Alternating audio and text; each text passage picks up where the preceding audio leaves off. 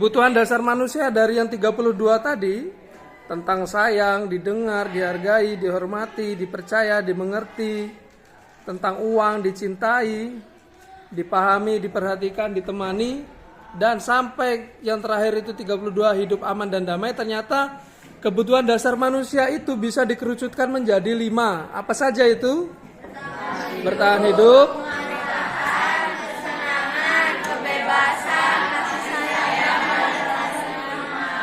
ya.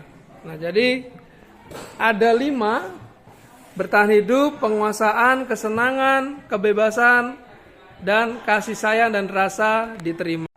Ya, maksud kebutuhan dasar manusia itu adalah penguasaan, menguasai. Maksudnya apa? Ada yang bisa? Penguasaan atau menguasai, itu maksudnya apa? Kebutuhan dasar manusia itu adalah menguasai. Ada yang bisa menjelaskan?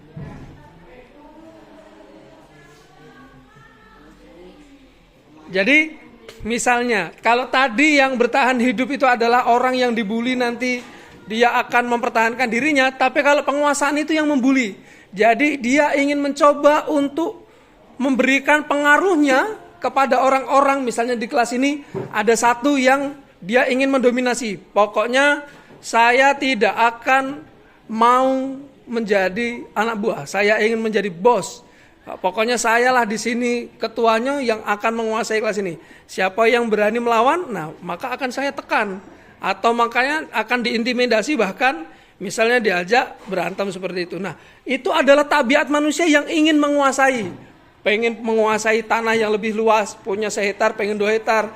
Kalian punya motor Astrea, naik kelasnya jadi motor NMAX. Nah, NMAX males, nah naik kelas lagi, motornya besar, CBR lah ada melawan Ninja. Nah, Ninja Z yang 250 ya. Nah, itu adalah penguasaan, dan itu merupakan kebutuhan dasar manusia.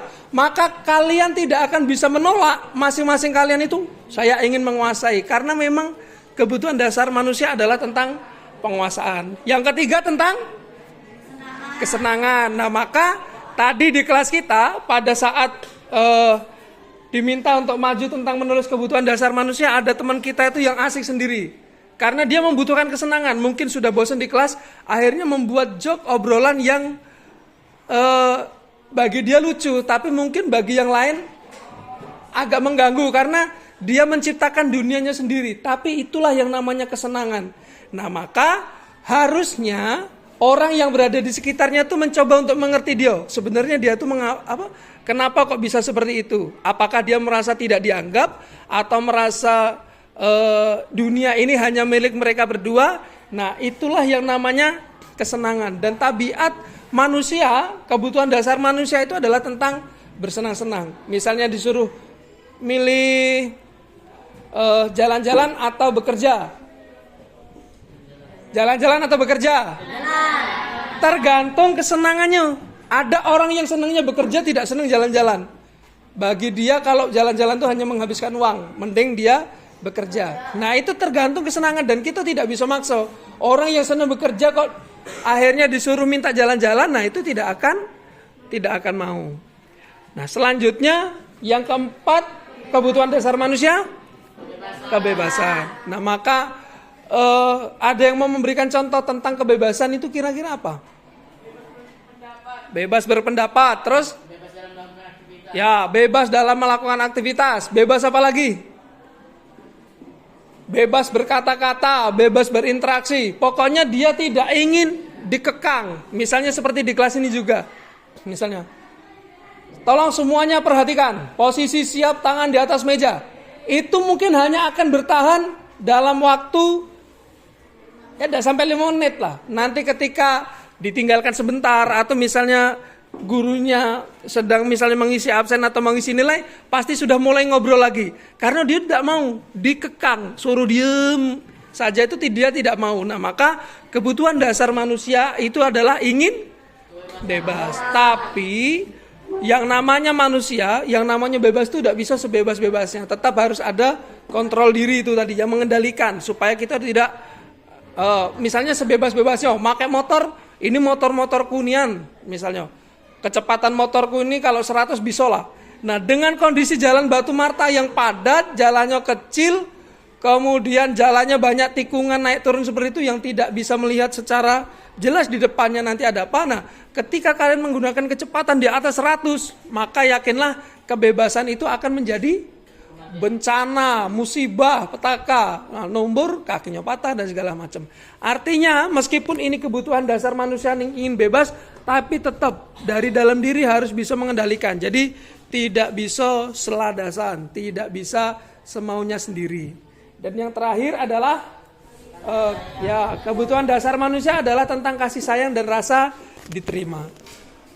Ini merupakan kebutuhan dasar manusia. Ada yang senangnya malah justru dimusuhi, bukan dikasih sayang? Ada. Pokoknya aku di kelas ini pengen dimusuhi oleh teman sekelas. Hebat itu kalau punya prinsip seperti itu. Jadi dia sudah tidak peduli dengan lingkungan, dia hidup dengan dirinya sendiri. Ada yang seperti itu?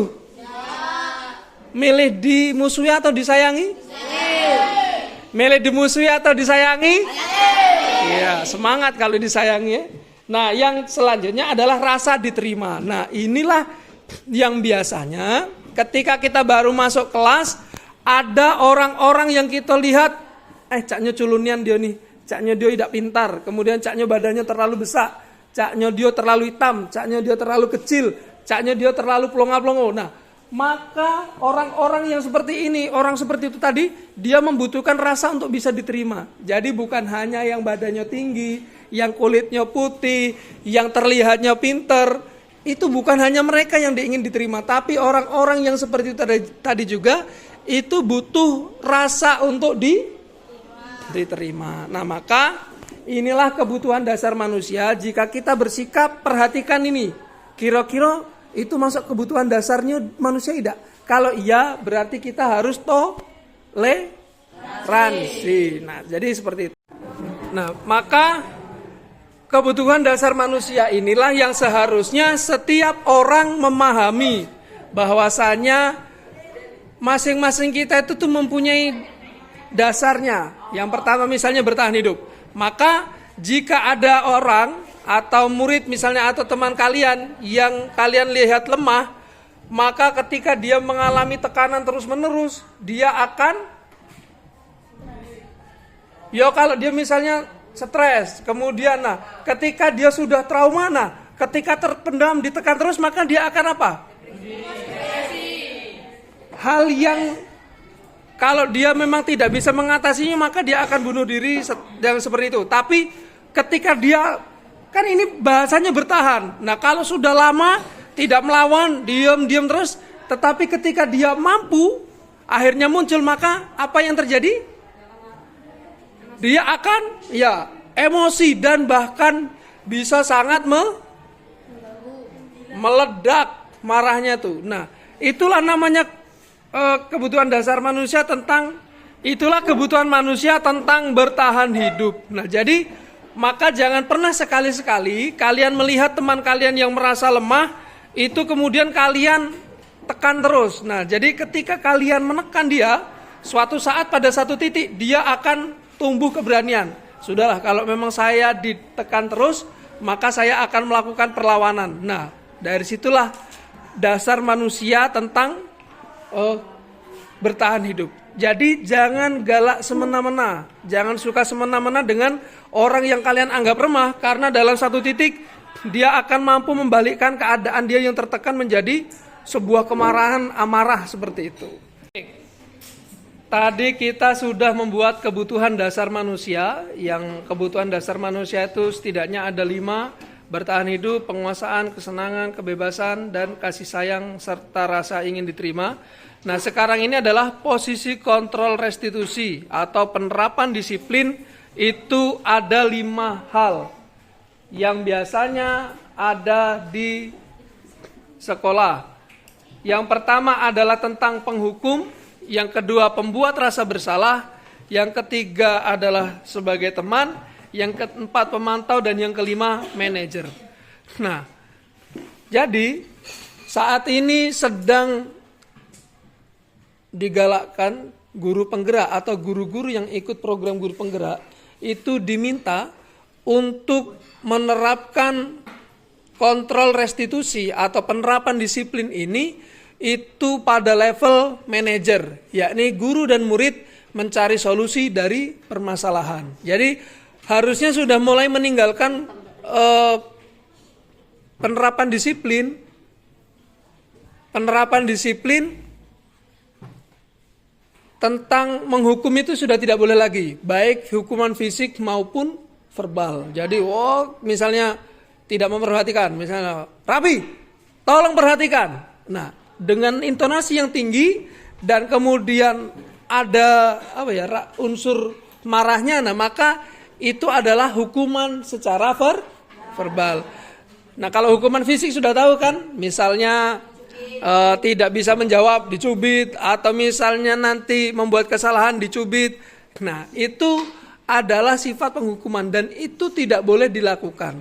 Karena dalam dampak jangka panjang, seperti tadi Bapak sudah sampaikan, itu akan menyebabkan anak menjadi trauma, depresi, takut.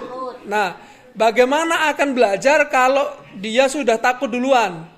Tetapi juga tidak boleh ketika nanti kita merasa, Bapak ini gampang, Ibu ini gampang, akhirnya kalian menganggapnya posisi kontrol atau penerapan disiplin ini sebagai teman. Nah, kalau kalian sebagai teman, maka kalian akan susah. Nah, jadi tidak boleh menganggap guru sebagai teman, karena nanti itu akan melonjak itu apa ya? Tidak sopan seperti itu. Jadi kita akan belajar untuk menghilangkan hukuman ketika misalnya tidak mengerjakan PR, maka harusnya penerapan disiplinnya apa? Kalau dia tidak mengerjakan PR, wong kita tidak boleh menghukum, dihukum lagi. Restitusinya apa? Bukan, kalau kita tidak mengerjakan tugas, biar kita ini bisa mencari solusi. Harapannya tuh sudah di posisi manajer ini, restitusinya tuh mencari solusi dari permasalahannya yang harus sesuai. Jadi salahnya apa harus sesuai. Jangan misal tidak mengerjakan PR, disuruh lari keliling lapangan. Ada hubungannya tidak? Mengerjakan PR. Nah, harusnya yang pas apa? Disuruh? Ya, disuruh meringkas atau apalagi? Nah, suruh mengerjakan dulu misalnya di luar kelas, atau misalnya tetap di dalam kelas juga tidak apa-apa. Nah, jadi yang masih ada hubungannya, misal kecuali kalau olahraga, dia datang terlambat, tidak ke lapangannya datang terlambat. Kalau dia disuruh lari keliling lapangan, pas tidak? Kenapa pas? Ya, karena sesuai. Nah, maka kita semuanya nanti baik guru dan murid juga akan belajar seperti itu. Bagaimana kita bisa menerapkan posisi kontrol restitusi ini, berusaha untuk di posisi 5 yang manajer. Jadi nanti pembuat rasa bersalah juga kan ada. Kadang dosen yang nyindir-nyindir baik, tapi itu dalam nian, bagi yang cewek apalagi. Nah, kemudian ini teman itu mencoba menjadi sahabat. Misalnya dimarahi, CS ku ini gampang misalnya. Nah, itu juga tidak boleh seperti itu. Ada sisi positifnya, murid menjadi secara ikatan emosionalnya dekat, tetapi negatifnya hilang rasa sopan santunnya. Misalnya ada yang manggil itu Pak Toto, langsung Pak Tutu katanya tuh. Dia mencoba untuk merasa dekat, tapi itu secara etika, secara sopan santunnya tidak boleh. Kalau dengan kawannya sesudah sangat-sangat akrab, biasanya Raffi, misalnya dipanggil Aa Raffi, nah misalnya itulah sudah saking dekatnya misalnya. Nah, yang pemantau itu ini biasanya guru akan pakai yang ini, yang saat ini nih, mengawasi berdasarkan peraturan dan konsekuensi. Jadi sudah ada aturan. Kalau guru sebagai pemantau, nah kita sudah punya peraturan. Kamu tidak pakai sepatu hitam, maka sepatunya disita misalnya. Nah, itu adalah posisi pemantau. Apa aturannya, itulah yang dilaksanakan. Tapi yang paling baik itu adalah yang posisi manajer. Jadi guru dan murid itu mencarikan solusi. Ini kalau salah kamu harus apa. Jadi dibangun kesadaran sesuai dengan budaya positif tadi. Apa budaya positif? Menerapkan disiplin dari dalam diri murid tanpa hukuman dan hadiah. Artinya kita membangun kesadaran. Nah, itulah tentang posisi kontrol restitusi. Baru nanti kita akan yang terakhir itu tentang segitiga restitusi. Baik, untuk yang terakhir dalam budaya positif itu kita akan mengamati tentang segitiga restitusi. Jadi penerapan disiplin itu ada 3 cara untuk penyelesaian permasalahan yang dialami oleh murid.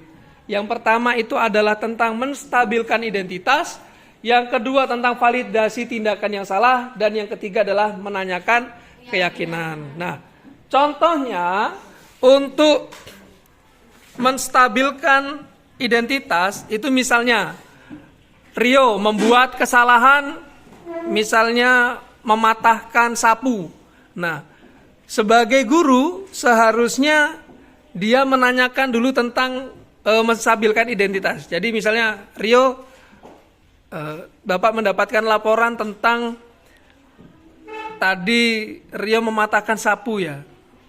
Nah, langsung guru tuh tapi langsung memberikan ucapan bahwasanya wajar ketika kita bermain itu mungkin suatu saat ketika karena bermainnya itu menggunakan alat-alat yang ada di kelas, misalnya itu sapu atau pel, nah atau yang lainnya yang sifatnya bisa patah, itu wajar dilakukan oleh semua orang. Nah, jadi menstabilkan identitas itu maksudnya adalah kita tidak langsung menjudge dan membuat dia tuh merasa bersalah dengan akhirnya nanti dia tertutup, takut itu. Nah, makanya perlu distabilkan identitasnya dengan guru mengungkapkan, oh ya sudah, kamu tadi Bapak dengar mematahkan sapu, tidak apa-apa. Itu setiap orang ketika bermain wajar, tidak sengaja misalnya bisa mematahkan itu. Nah, tetapi ini harus divalidasi tindakan yang salah. Maksudnya validasi itu adalah guru itu memberikan arahan, harusnya ini.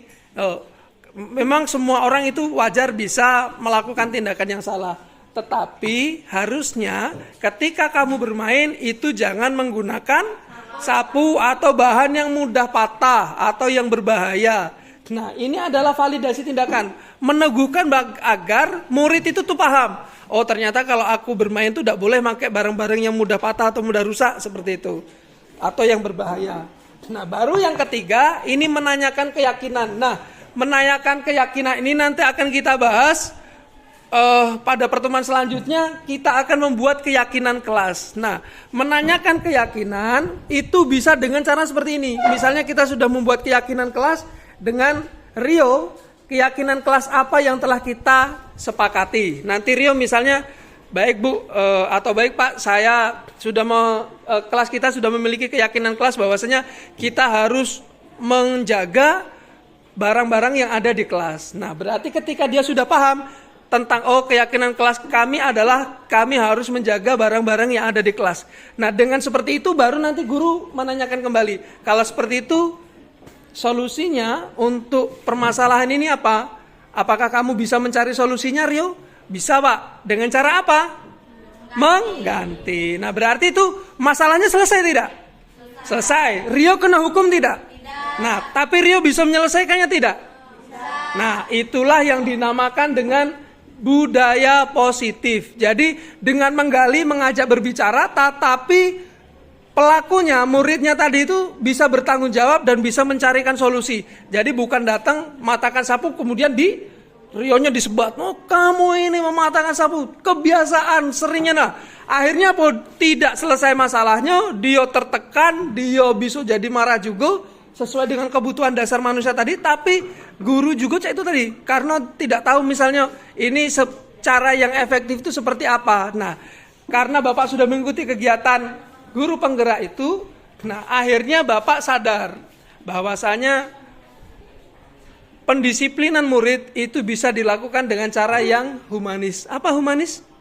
Memanusiakan manusia. Jadi dihargai, dihormati sehingga interaksi kita nanti kalau ini berjalan, kalian memilih mana untuk posisi kontrolnya? Dihukum, dibuat rasa bersalah sebagai teman, pemantau atau sebagai manajer?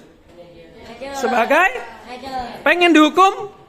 Tidak. Nah, dibuat rasa bersalah juga tidak mau, teman ini juga jangan, karena nanti efek negatifnya murid bisa ngelunjak. Nah, pemantau juga ini saklek, kamu salah, ini peraturannya, kamu kena hukumnya ini. Tapi kalau kita manajer, itu seperti itu tadi. Rio tidak merasa dia sedang dihakimi, dia tidak merasa kesalahan sepenuhnya, tetapi ada upaya untuk memperbaiki. Jadi itu, dan untuk pertemuan selanjutnya kita akan membuat itu tentang keyakinan kelas nanti sampai kepada tahapan tampak seperti, tidak tampak seperti. Misalnya kelas 8C, tampak seperti itu maksudnya rajin yang piket membersihkan kelas. Tidak tampak seperti, tidak mau membersihkan kelas. Nah nanti akan kita lihat apakah kamu itu tampak seperti atau tidak tampak seperti. Nah nanti ada beberapa lagi poin-poin yang itu bisa menjadi keyakinan kelas. Jadi kalau ada permasalahan semuanya bisa diselesaikan dengan baik, seperti itu. Itu saja Bapak akhiri. Wassalamualaikum warahmatullahi wabarakatuh. Waalaikumsalam warahmatullahi wabarakatuh. Semangat pagi. Pagi luar biasa istimewa. Hai Rehan, kamu lihat tugas saya ya? Tidak, saya tidak menyontek. Alah, sudahlah, aku tahu kamu itu bodoh. Tidak, beneran, saya tidak menyontek. Dasar anak bodoh. Loh, ini ada apa? Kok ribut-ribut? Saya tidak suka anak bodoh ini menyontek tugas saya, Pak. Pak, benar Pak, saya tidak menyontek. Alah, sudahlah. 3. Kela, bahwasanya apa yang kamu lakukan barusan itu adalah sesuatu hal yang salah. Loh, tidak, Pak. Iya, kamu bahwasanya tidak mengetahui bahwasanya kebutuhan dasar manusia itu adalah adanya rasa ingin diterima. Apakah kamu mengetahui bahwasanya Rehan ini adalah anak yang sudah tidak memiliki kedua orang tua? Jika kamu di kelas ini menghardik dia, tidak menghargai dia, kemudian tidak ada rasa berterima dari kamu, bagaimana dengan sikap Rehan? Maka dia nanti akan merasakan kesendirian, merasakan dia tertekan, dan akhirnya dia tidak mau sekolah. Nah sekarang untuk Kayla, apakah kamu menyadari kesalahanmu? Iya, Pak, saya merasa bersalah. Nah, kalau kamu merasa bersalah berdasarkan peraturan tentang kedisiplinan kelas kita, apa yang ingin kamu lakukan terhadap Rehan? Saya akan minta maaf, Pak.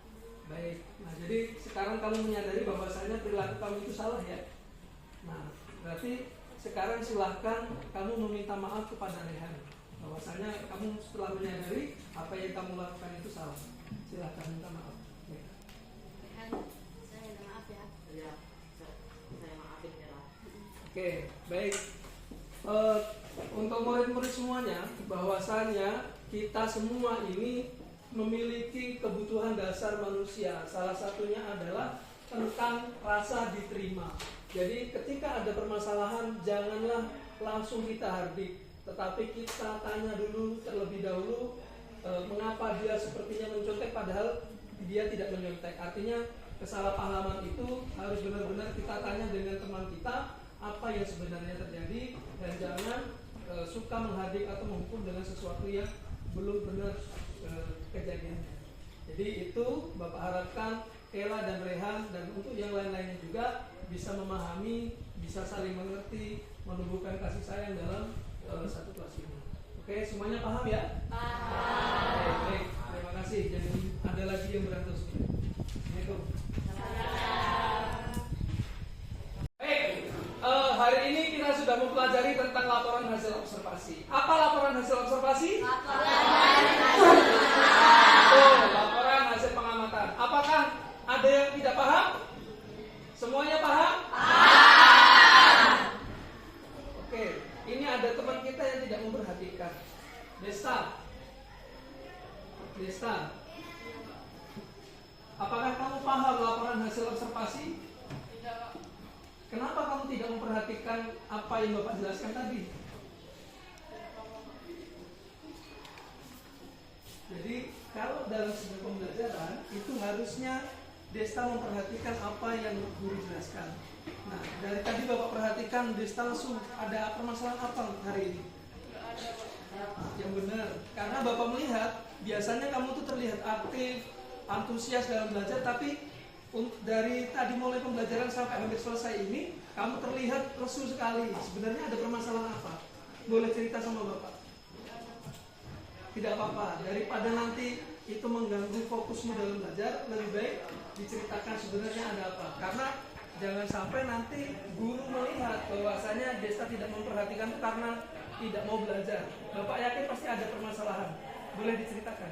Jadi begini Pak, tadi pagi saat saya akan berangkat sekolah, saya mendapatkan kabar bahwa nenek saya yang ada di umur 11 meninggal. Ya. Lalu saat saya cepat-cepat naik motor ke sekolahan, saya terkena musibah yaitu jatuh dari motor. Oke, baik. Jadi ini ya, untuk murid-murid sekalian yang lain juga, kita turut berbelasungkawa atas apa yang terjadi dengan Desta, karena hari ini ternyata neneknya meninggal seperti itu, dan karena dia tidak berpikir fokus, akhirnya sampai ketika jalan ke sekolah tadi ini saja dia terjatuh seperti itu. Nah, kemudian Bapak lihat tadi ketika belajar juga dia lesu. Nah, maka untuk Desta Bapak izinkan untuk pulang, nanti akan Bapak hubungi orang tuanya untuk menjemput, dan silakan kalau ingin pulang untuk taziah ke tempat neneknya tidak apa-apa. Silakan Desta bisa pulang.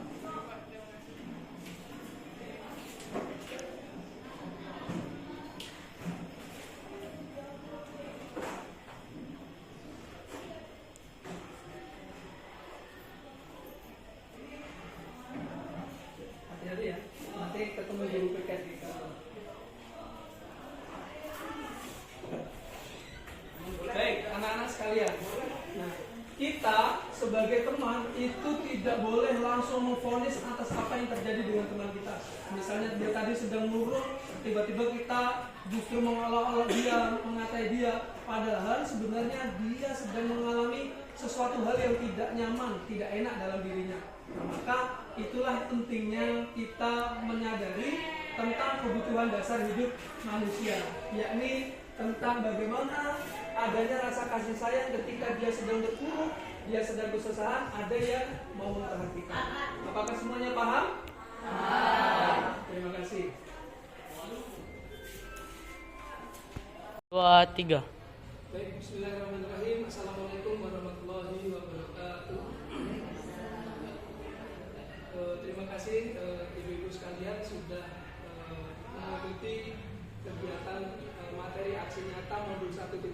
Jadi pada materi hari ini itu saya Satrio Toto Sugaro sebagai calon guru penggerak angkatan 9 akan mempresentasikan modul akhir dari modul 1.4 tentang budaya positif. Nah, jadi pada hari ini itu saya akan mempresentasikan tentang budaya positif itu apa. Nah, kemudian nanti untuk poin-poinnya ada 7. Jadi yang pertama tentang perubahan paradigma pembelajaran, yang kedua disiplin positif dan nilai kebajikan universal, yang ketiga motivasi perilaku manusia, yang keempat kebutuhan dasar manusia, keenam posisi kontrol restitusi, yang keenam itu nanti membuat keyakinan kelas, dan yang ketiga restitusi.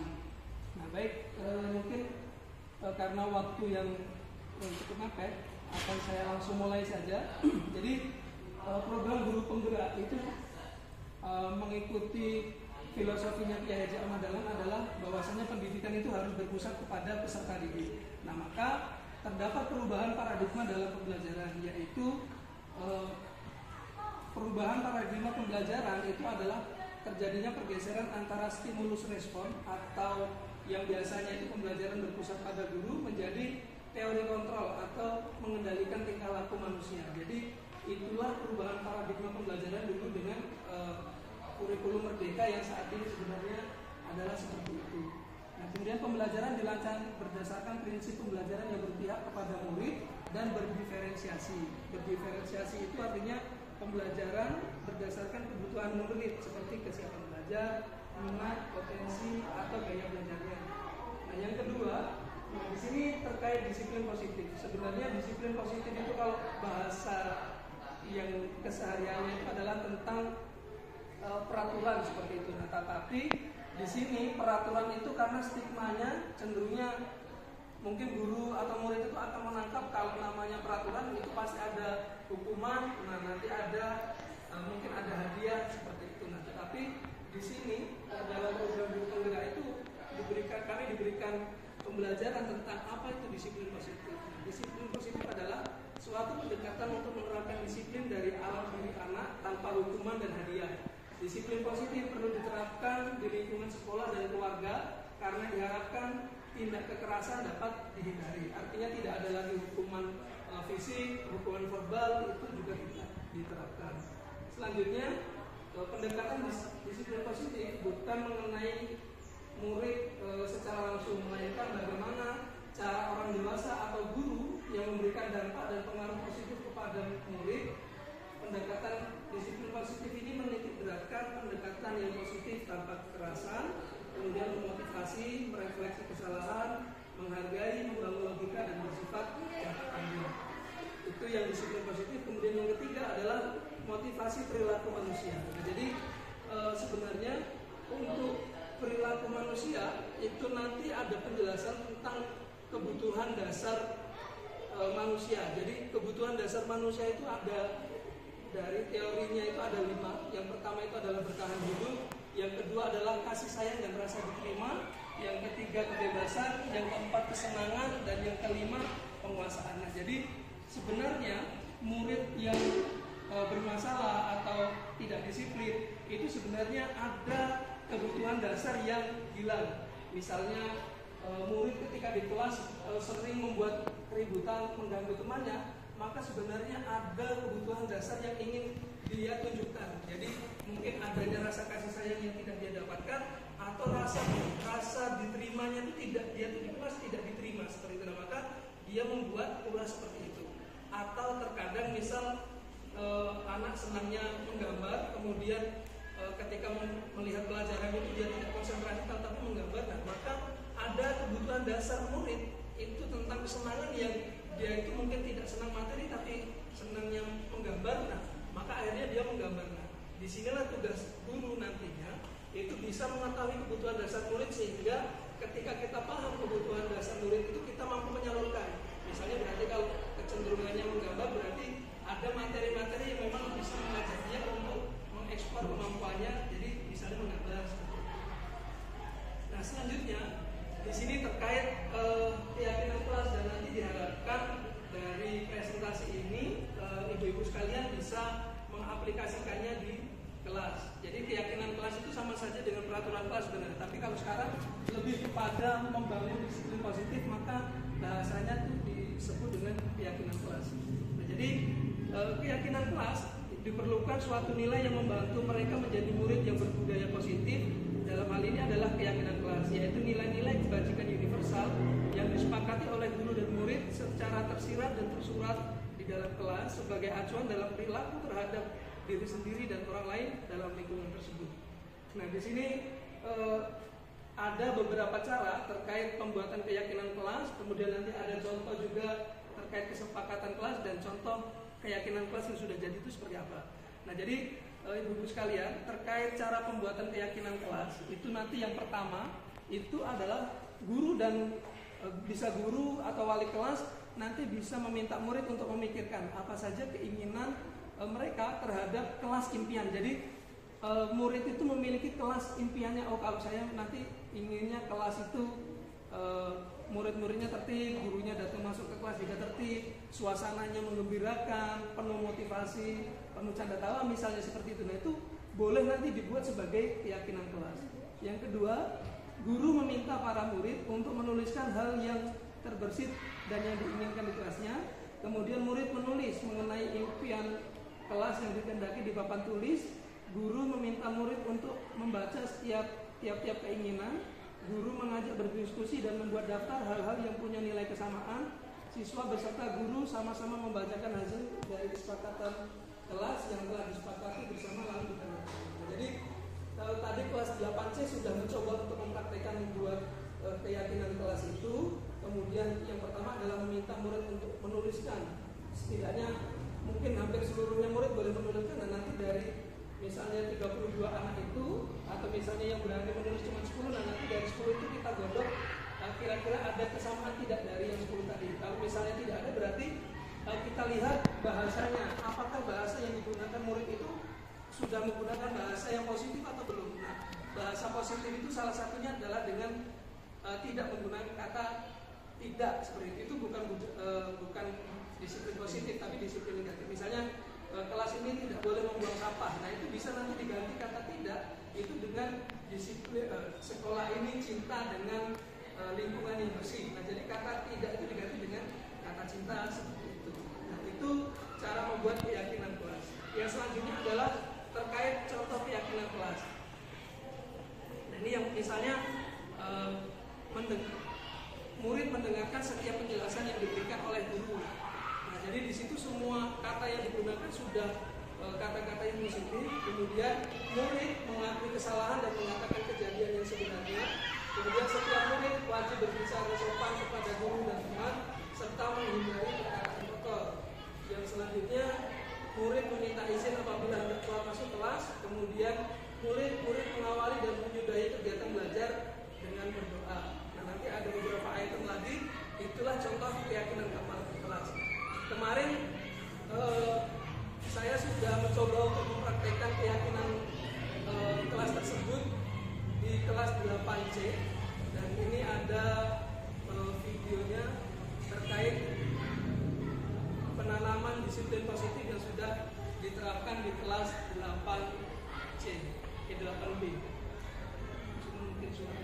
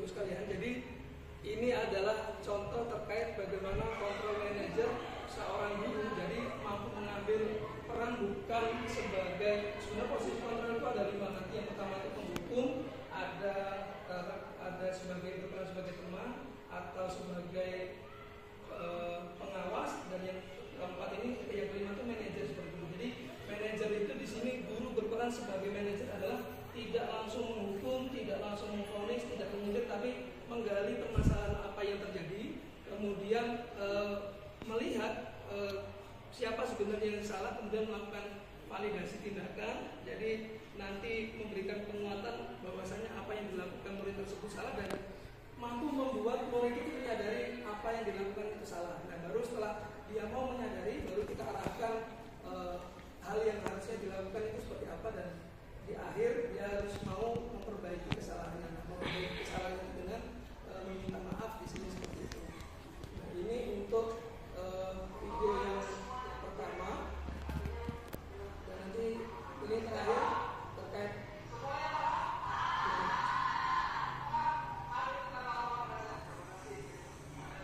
video kedua terkait kalau tadi itu tentang murid yang tidak bisa menghargai teman yang lain. Nah kalau yang ini adalah tentang biasanya ketika kita di kelas ada murid yang tidak memperhatikan. Nah, jadi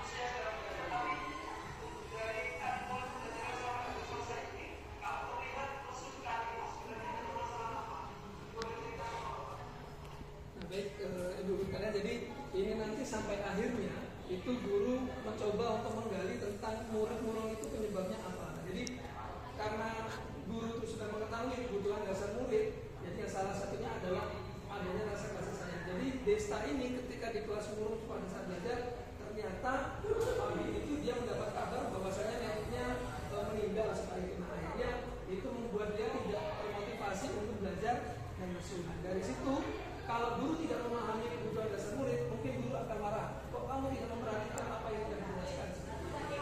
Maka ini sebagai sedikit gambaran setidaknya terkait disiplin positif ketika diterapkan itu akan mampu membawa dampak psikologis yang baik bagi murid, kemudian ke depan akan banyak kenangan yang didapatkan oleh murid ketika dia berada di kelas seperti itu. Nah, mungkin itu saja pemaparan dari saya terkait budaya positif ataupun disiplin positif di kelas. Nah, bagi ibu-ibu yang ingin bertanya, silakan. Apakah ada? Cukup? Baik, kalau cukup, terima kasih atas waktunya. Kami, yang terutama saya mengucapkan terima kasih atas waktu yang diberikan dan berkenan untuk memperhatikan. Semoga ibu-ibu sekalian yang belum ikut sebagai guru penggerak, semoga ke depan bisa bergabung dengan kami sebagai calon guru penggerak agar kita mampu membuat pendidikan di Indonesia ini menjadi pendidikan yang merdeka, pendidikan yang berpusat kepada murid. Demikian, terima kasih atas waktunya. Saya Heri, Direktur Wal Hidayah. Wassalamualaikum warahmatullahi wabarakatuh. Baik, assalamualaikum warahmatullahi wabarakatuh. Waalaikumsalam warahmatullahi wabarakatuh. Semangat pagi. Pagi luar biasa istimewa. Baik, pada hari ini kita sudah menyepakati keyakinan kelas dan kemarin sudah dijelaskan apa itu budaya positif dan disiplin positif. Jadi budaya positif itu adalah sebuah keyakinan yang ditanamkan kepada murid agar murid itu mau merubah atau mau berperilaku disiplin sesuai dengan kesadaran. Nah, maka kemarin kita sudah buat keyakinan kelas dan sekarang sudah selesai keyakinan kelasnya. Sengaja keyakinan kelas ini dibuat keren dengan tidak keren agar lebih familiar dan lebih dekat kepada kalian. Nah, setelah kita membuat keyakinan kelas, ada tidak yang mau memberikan tanggapan atau respon? Nah, setelah dibuat keyakinan kelas, apa yang kalian rasakan seperti itu? Ada yang mau menjawab perubahannya yang apa yang dirasakan? Baik, sekali lagi kita sudah membuat keyakinan kelas. Bapak meminta respon kalian. Apa yang kalian rasakan setelah kita membuat keyakinan kelas? Siapa yang mau menjawab? Saya, Pak. Oke, Catherine. Saya dapat berpenampilan lebih rapi dan lebih wangi dan lebih semangat dan fokus dalam mengikuti pelajaran. Oke, tepuk tangan untuk Catherine. Baik, selanjutnya siapa lagi yang ingin memberikan respon terkait keyakinan kelas yang sudah kita buat hari ini? Oke, Fanny. Saya menjadi lebih ceria dan berbahagia dikarenakan suasana kelasnya itu terlihat mendukung. Oke, bagus. Tepuk tangan untuk Fanny. Bapak kasih kesempatan 2 lagi. Siapa yang ingin memberikan tanggapan? 2? Ada? Baik, masih ada selanjutnya? Oke, Ayu, silahkan. Dengan keyakinan kelas yang sudah dibuat, saya lebih bertanggung jawab terhadap tugas. Oke, keren sekali. Beri tepuk tangan untuk Ayu. Di sini baru kita dengar responnya tentang keyakinan yang kelas yang sudah dibuat itu baru dari perempuan. Apakah di sini tidak ada laki-lakinya ya? Nah, siapa yang mau memberikan respon dari laki-laki? Enggak. Nah, baik, dari laki-lakinya siapa yang ingin mewakili tentang keyakinan kelas ini memberikan tanggapan? Oke, Reinhard Sumade. Dari keyakinan kelas ini saya jadi ingin menjadi lebih keren daripada menjadi tidak keren. Oke, beri tepuk tangan untuk Reinhard Sumade. Oke, jadi melihat antusias yang sudah kalian tunjukkan, Bapak berharap keyakinan kelas ini dapat kita jalankan secara lebih natural, kemudian dihayati dan dirasakan, sehingga keyakinan kelas ini akan menjadi budaya positif bagi kelas kita dan nanti akan menyalurkan atau membawa dampak ke kelas-kelas yang lainnya. Baik, demikian untuk keyakinan kelas kita pada hari ini. Berikan semangat pagi untuk kelas 8A. Semangat pagi. Pagi luar biasa.